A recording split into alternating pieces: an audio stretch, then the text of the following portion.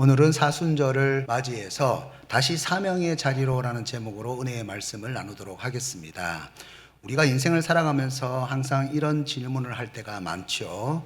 나는 이렇게나 바쁘게 열심히 사는데도 늘 제자리 걸음일까? 늘 마음이 불안할까? 어떤 사람이 하루 종일 열심히 노를 저었습니다.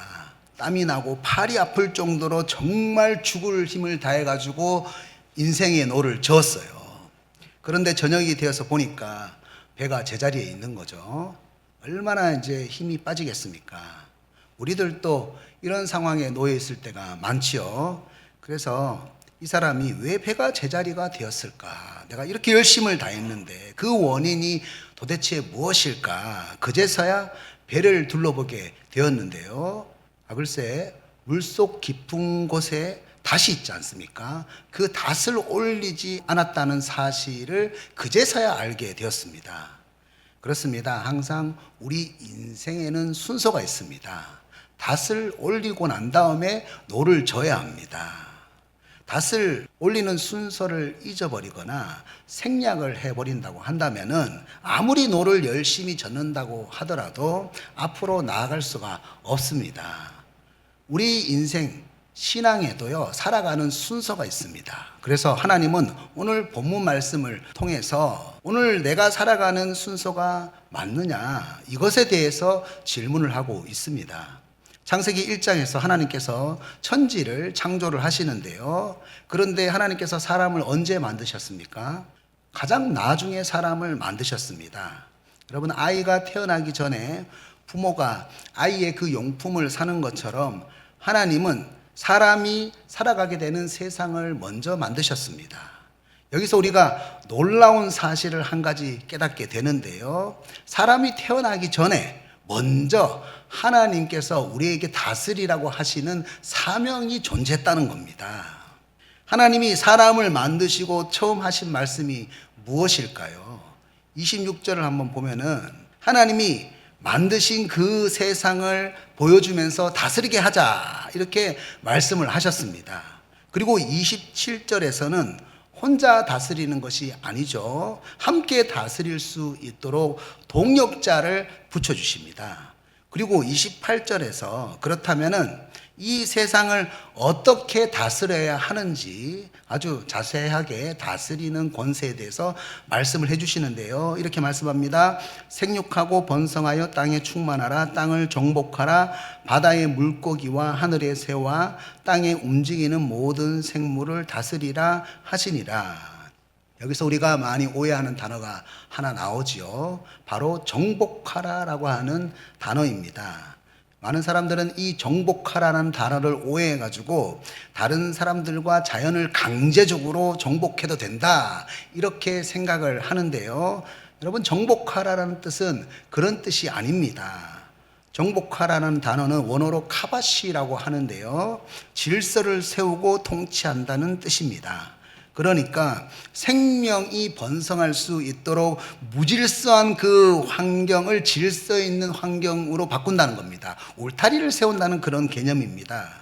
오늘날 사회에서 생명이 번성하지 못하는 이유가 무엇일까요? 내 안에 생명을 지키기 위한 울타리, 그 질서가 사라졌어요. 내가 가지고 있는 힘을 나를 과시하는 창으로 쓰는 것은 절대로 질서가 아닙니다. 다른 사람들의 생명을 살리기 위해서 울타리가 되어주는 것, 다른 사람들의 생명을 살리기 위해서 쟁기가 되어주는 것이 바로 질서입니다. 그때 우리 마음에 다시 생명이 숨쉬기 시작하게 되는 거죠. 그런데 우리 마음 안에 시기와 비교와 비난과 오해라고 하는 잡초가 자라나서요, 마음이 무질서해질 때가 여러분 얼마나 많습니까? 그래서 정복이라는 이 단어는요, 바로 생명을 질서 있게 잡아주는 울타리의 개념입니다. 여러분, 자동차가 달리는 차선이 있지 않습니까? 그런 울타리 개념이에요. 힘으로 짓누르는 것이 아니라 씨앗이 잘 싹 틀 수 있도록 질서를 잡아주는 울타리가 되어주는 거죠. 여러분, 상대방이 나 때문에 긴장하지 않도록 내 마음에 가시 돋쳐 있는 그 감정을 질서 있게 만들어 가지고 안전한 울타리가 되어서 다스려 주는 것을 바로 정복한다라고 말씀한다는 겁니다. 그러면 상대방은 여기서는 내가 마음을 놓고 숨을 쉬어도 되겠구나, 이렇게 그 울타리 안에서 질서를 느끼게 되는 거죠. 사람뿐만이 아니라 자연도 우리가 이렇게 정복하면서 다스려야 하는 거죠. 리처드 포스터는 영적 훈련과 성장이라는 책에서 이렇게 말했습니다. 그리스도인의 다스림은 군림하는 왕의 보좌가 아니라 이웃의 발을 씻기기 위해 무릎을 꿇는 수건과 대하에서 시작된다. 오늘 본문에도 다스린다라는 단어가 나오는데요. 이 다스린다라고 하는 이 단어는 라다라고 하는데, 고대 근동에서 목자가 양떼를 돌보는 행위에서 이 단어를 아주 많이 사용했습니다. 여러분, 목자가 양떼를 돌보는 일은요, 굴림의 의미보다는 헌신의 의미가 더 잘 어울립니다. 양은요, 지독한 근시예요. 잘 보이지 않습니다. 그래서 항상 양은 이상한 길로 갈 수가 있습니다. 그리고 양이 잘 뒤집혀요.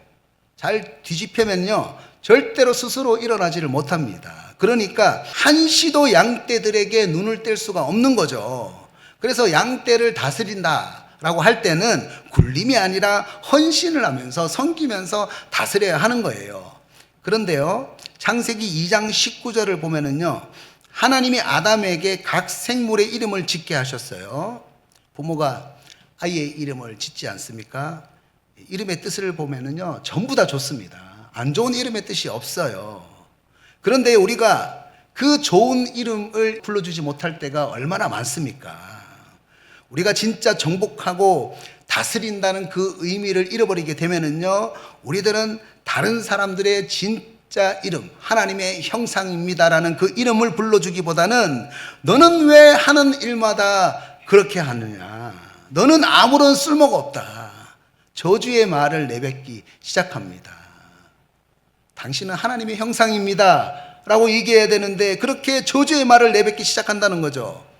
예수님은 시몬에게 베드로, 반석이다 라고 하는 이름을 붙여주셨어요. 여러분, 당시에 베드로가 진짜 반석 같았습니까? 매번 베드로가 잘난 체 했어요. 여러분, 베드로가 잘난 체 하는 만큼 살았습니까? 그러지 못했어요. 예수님을 3번이나 모른다고 부인을 하고 도망을 치는 배신자가 되었지 않습니까? 갈대처럼 흔들리는 모습을 베드로가 보여줬어요.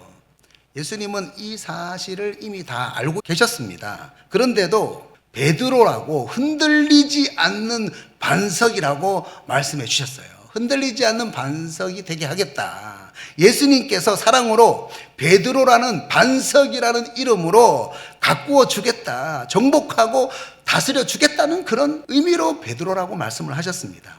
그래서 우리들은요, 내가 만나는 모든 사람들을 가꾸어야 하는 꽃으로 바라볼 때에 비로소 우리의 삶의 진정한 정복과 다스림이 시작이 되는 거예요.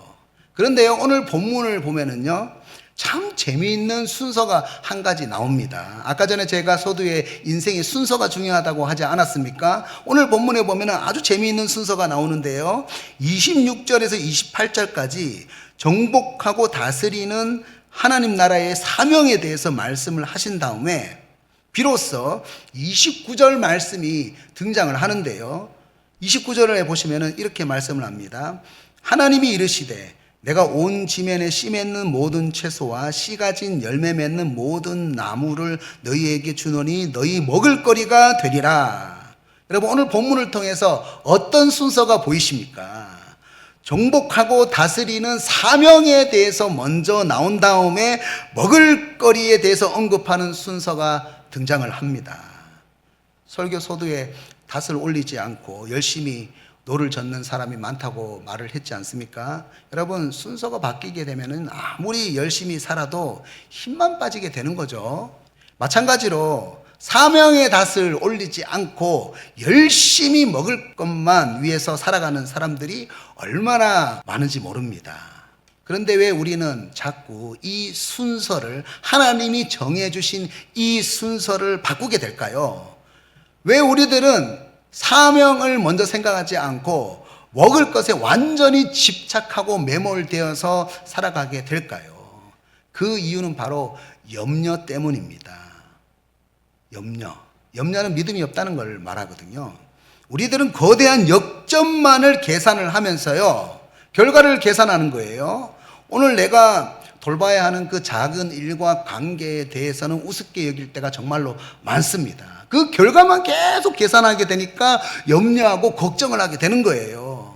그러면 어떻게 됩니까? 이까짓 일이 나에게 무슨 의미가 있어? 그 작은 일에 대해서 하찮게 생각을 하게 되고, 이 작은 사람이 나에게 무슨 도움이 될 수가 있겠어? 이렇게 한방 역전이라고 하는 결과에 마음이 모두 다 묶이게 되면은요, 점점 마음이 황무지가 되면서 내 삶의 저주가 나오게 되는 거죠. 여기서 우리 인생의 비극이 시작이 되는 겁니다. 지금 내 앞에 놓여 있는 작은 일을 성실하게 감당하지 못하게 되고, 지금 내 곁에 있는 작은 사람들의 이름을 따뜻하게 불러주지 못하는 거예요. 그 결과에만 계속 걱정하고 염려하면서 관심이 없어지게 되는 겁니다. 그러면서 이렇게 얘기를 하겠죠. 나는 왜 이런 일만 하고 있지?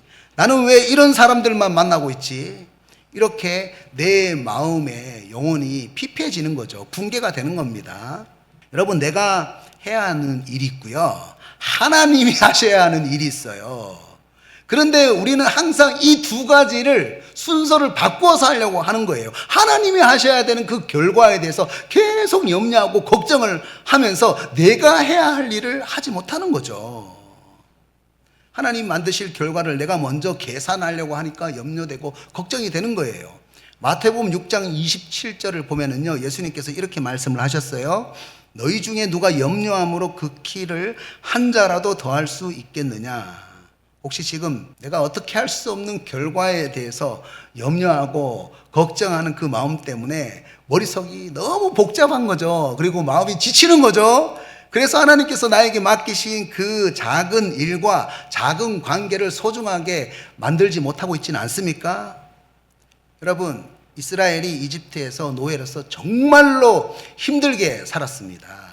그래서 너무 노예 생활이 힘들어가지고 하나님께 기도했어요. 그때에 하나님이 응답을 하셨습니다. 그 기도의 응답을 어떻게 하셨습니까? 군대를 보내셨습니까? 아니죠. 모세라고 하는 사명자 한 사람을 보내셨어요. 저는 이 말씀을 묵상하다가 또 한 가지 사실을 깨닫게 되었습니다. 모세가 태어나기 전에 모세가 할 일이 이미 있었구나. 모세는 이스라엘 민족들의 기도 응답이잖아요. 그렇죠? 그래서 모세가 태어나기 전에 이미 모세의 사명이 존재했다는 것을 제가 이 말씀을 통해서 묵상을 하게 되었습니다. 모세는요, 이스라엘 백성들이 고통 중에서 기도할 때에 주신 기도 응답이었습니다. 그런데 이스라엘 백성들은요, 가나안 땅으로 가는 과정 속에서 어떻게 합니까?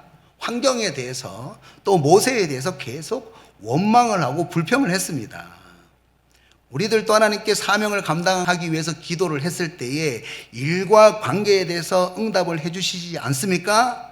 처음에는 너무 좋아했어요. 처음엔 너무 좋아했는데 지금은 하나님이 주신 그 일과 관계에 대해서 원망을 할 때가 참 많습니다. 여러분, 왜 원망이 죄가 되는지 아십니까? 원망은 염려와 걱정보다 더 큰 역할을 하게 되는데요, 하나님이 나에게 주신 일과 관계를 완전히 파괴하고 무너뜨리는 그런 역할을 합니다. 염려가 마음을 갉아먹는 그런 암세포라고 한다면은 원망을, 사명을 뿌리째 뽑아내는 태풍과도 같습니다. 여러분, 계속 원망을 하면은요, 어떤 마음이 생깁니까? 일도 싫어지고 또 사람도 싫어지게 됩니다. 원망하는 사람 곁에서 일할 수 있습니까? 힘들어지는 거예요. 그러면 힘이 빠져가지고 아무것도 하기 싫어지는 거죠. 사명의 의미를 잊어버리게 되는 거죠. D.L. 무디는 이런 말을 했습니다. 염려와 원망은 하나님이 나의 아버지가 되신다는 사실을 잊어버린 불신앙의 증상이다. 우리가 내일의 떡을 걱정하느라 오늘의 사명을 잊는다면 그것은 이미 사탄에게 패배한 것이다.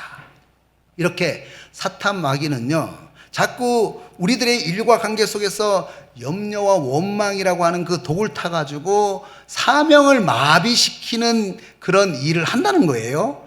그래서 우리가 이런 생각을 하게 되는 거죠. 전부 다 나를 힘들게 만드는 일밖에 없고, 전부 다 나를 힘들게 만드는 관계밖에 없구나. 이렇게 사탄이 생각을 하게 만드는 거예요. 그런데 여러분, 요셉을 한번 보십시오. 형들이 원수죠. 형들 때문에 만나게 된 그 이집트라는 환경도 고통이죠. 여러분, 이집트에서 많은 사람들에게 요셉이 상처를 받았어요. 이때 요셉이 나는 정말로 열심히 살았는데 왜 나만 이렇게 억울해야 합니까? 왜 나만 이렇게 고생을 해야 합니까? 안 그래도 억울하게 감옥에 들어와서 화가 나는데 감옥에서 어떻게 죄인을 섬길 수가 있습니까?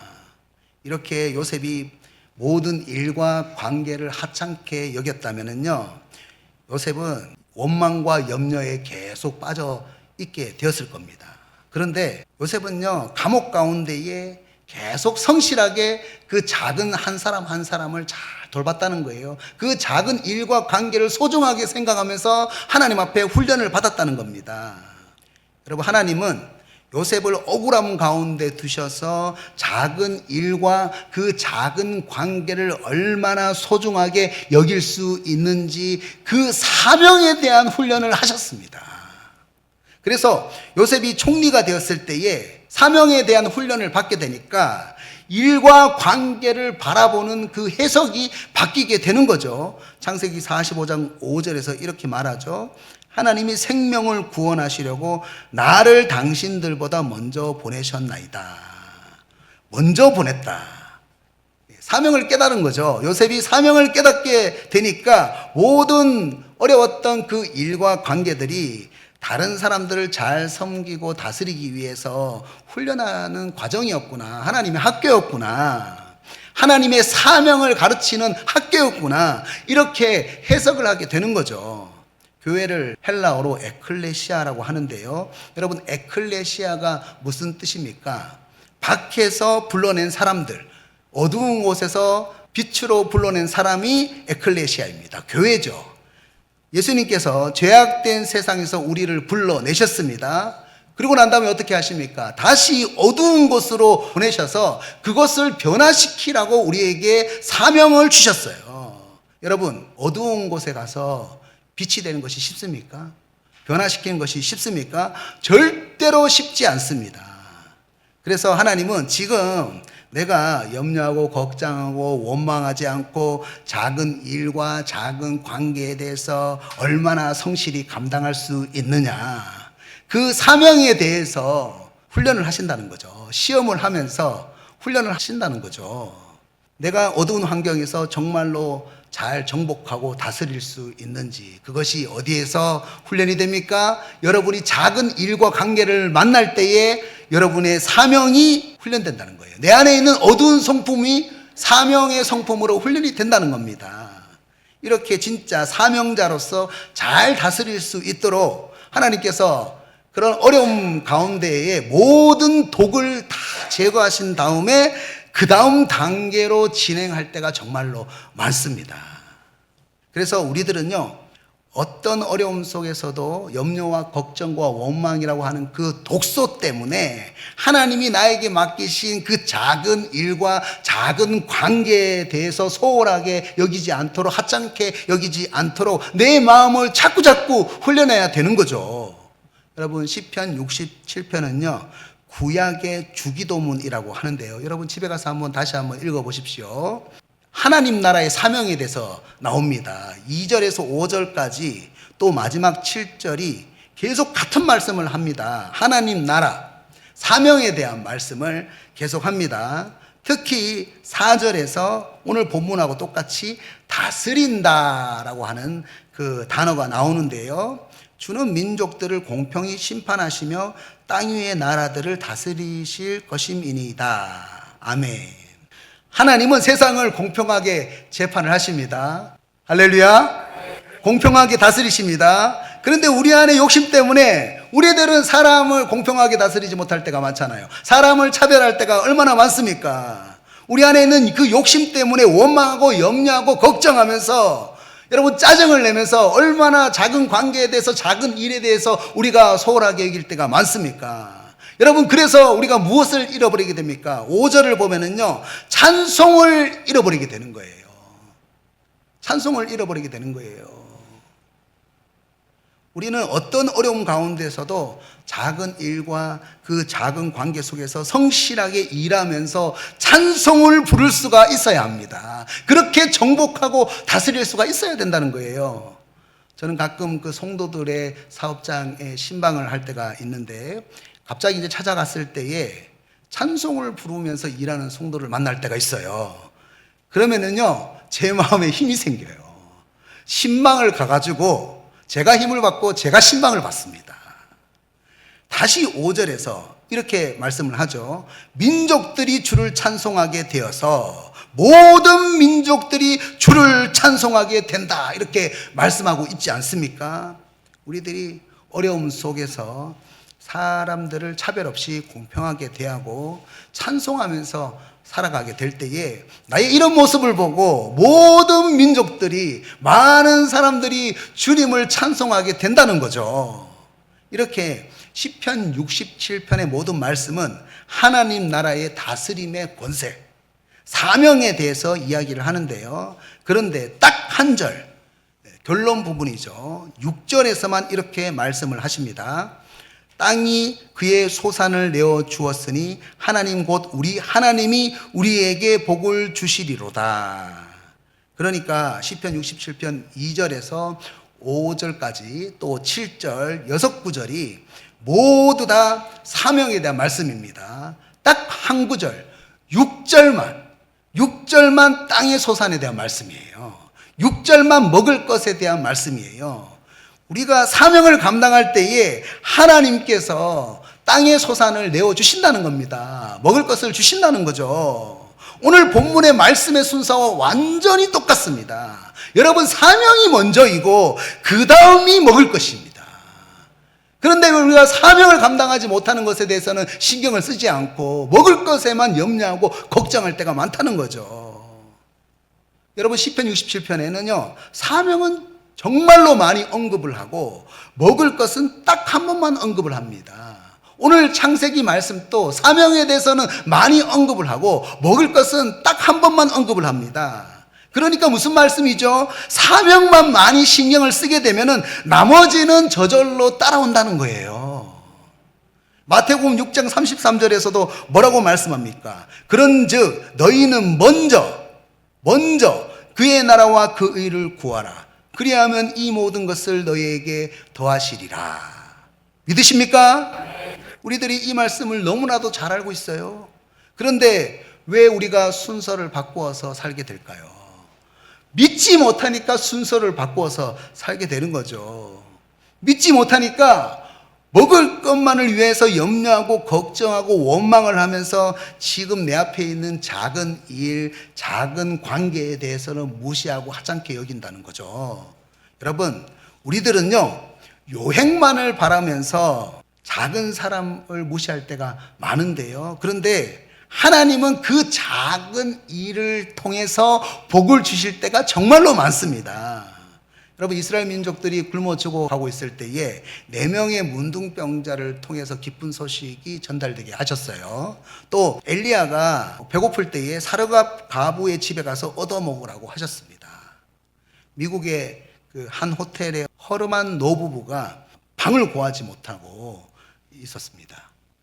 이때에 조지 볼트라고 하는 그 젊은 직원이요, 자기의 숙소를 내어줬어요. 자기도 자야 되지 않습니까? 그런데 자기 숙소를 이 노부부에게 내어줬어요. 그래서 그 눈앞에 보이는 노부부를 하찮은 사람이라고 생각하지 않고 정말 정복하고 다스려야 하는 소중한 생명으로, 소중한 울타리로 바라봤습니다. 그 질서를 지켰습니다. 그런데 이 노부부가요, 당시에 호텔 건설을 꿈꾸던 에스더 부부였습니다. 그래서 이 에스더 부부가요, 이 청년을 뉴욕에 세운 호텔의 총지배인으로 세웠습니다. 여러분, 하나님이 나에게 맡겨주는 그 작은 일과 작은 관계 뒤에요, 하나님이 예비하신 축복이 숨어 있을 수가 있습니다. 여러분, 요셉에게도 마찬가지예요. 요셉에게 있었던 그 작은 일과 관계 가운데 무엇이 숨어 있었습니까? 큰 사명이 숨어 있었다는 거예요. 다윗이 양떼를 돌보는 그 작은 일과 관계 가운데 무엇이 숨어 있었습니까? 하나님의 큰 사명과 축복이 숨어 있었습니다. 그런데 우리는요, 우리 안에 있는 그 욕심 때문에 계속 하나님이 만드실 결과만 생각하는 거예요. 요행만 생각한다는 겁니다. 여러분, 그 요행만 생각하면서 염려와 걱정하고 원망을 하는 그 독소가 우리 안에 있는 그 사명을 감당하지 못하게 한다는 거예요. 사탄 마귀가 그런 전략을 우리에게 펼치고 있다는 겁니다.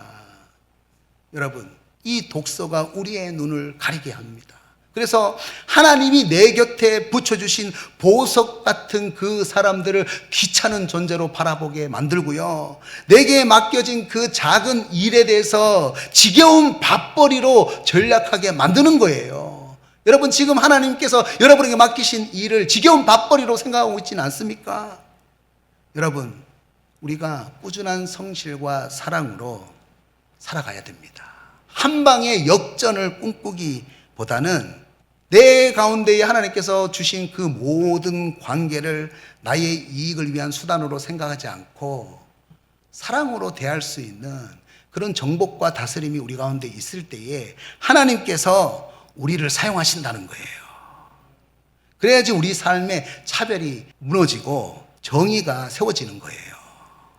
예수님은 하찮아 보이는 베드로에게 이름을 반석이라고 지어주시면서 계속 베드로가 실패할 때마다 물을 주셨습니다. 결국 예수님께서 베드로를 반석으로 세우신 거예요. 여러분, 어떤 어려운 상황에서도 짜증보다는 찬송을 하면서 차별하지 않는 공의로 한번 다스려 보십시오. 그러면 하나님께서 여러분의 삶에 모든 것으로 더해 주십니다. 모든 것으로 더해 주십니다. 이런 찬양이 있잖아요. 먼저 그 나라와 의를 구하라. 그 나라와 그 일을 그리하면 이 모든 것을 너에게 더하시리라.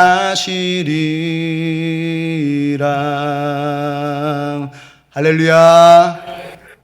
여러분, 이번 사순절 기간에 우리가 회복해야 될 자리는 어디입니까? 하나님 나라예요. 예수님께서 하나님 나라, 교회를 위해서 십자가에 못 박히셔서 죽으셨습니다. 우리의 죄를 위해서 십자가에 죽으시고 우리에게 교회를 세워주셨어요. 많은 사람들을 구원하라고 우리를 에클레시아, 어두운 곳에서 불러주셨습니다. 그리고 지금 우리에게 다시 뭐라고 말씀하십니까? 다시 정복하는 자리로, 다시 다스리는 자리로, 저주 대신 이름을 불러주는 사명의 자리로 나아가라고 오늘 우리에게 말씀하고 계십니다.